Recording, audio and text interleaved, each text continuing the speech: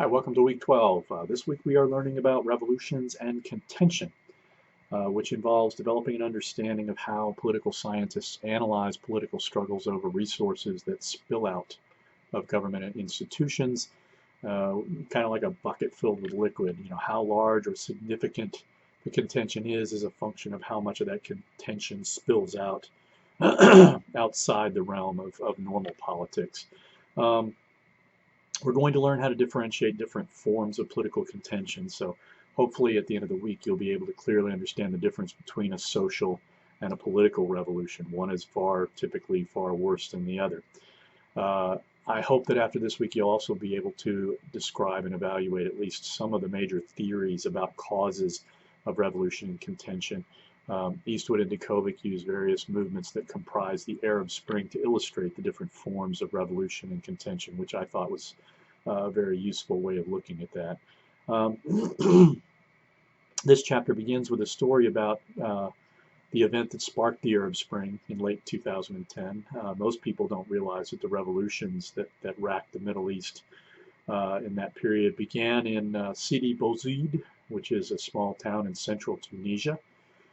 Street vending was both commonplace and apparently legal, but if vendors lacked the funds to bribe police, they were often subject to harassment. One such street vendor, Mohammed Bouazizi, was mistreated by police. When he protested to municipal authorities, a female city worker apparently slapped him, cursed him, and spat on him. He went to the governor's house to complain, and when the governor refused to see him, he bought a can of gasoline from a nearby store, stood in the middle of the street shouting, "How do you expect me to make a living?" and set himself on fire. The question that should organize your study of this chapter is, why do events such as those that happened in that dusty town in central Tunisia spark, 6 major revolutionary events throughout a region? To understand what happened in Tunisia itself, I'll offer a brief profile. Tunisia is a former French possession in North Africa with a population of around 11.4 million, with roughly 10% of its population living in the capital of Tunis. It achieved independence in 1956, but subsequently suffered under a series of dictatorships supported by corrupt economic elites.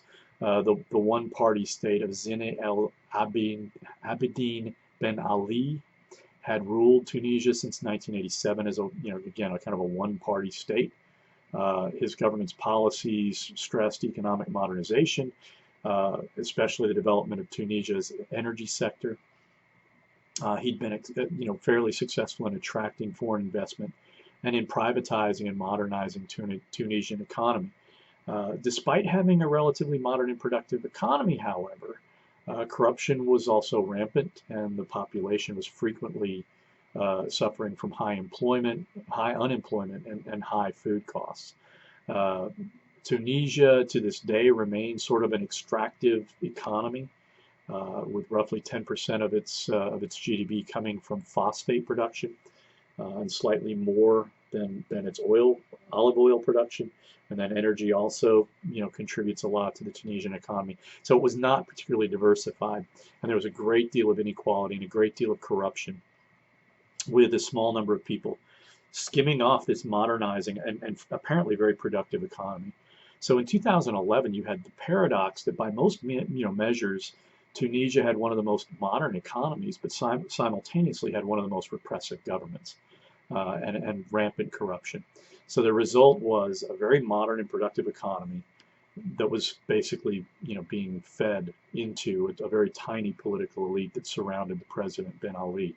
The text suggests basically that the immolation of Bouazizi was sort of an enough is enough moment, right?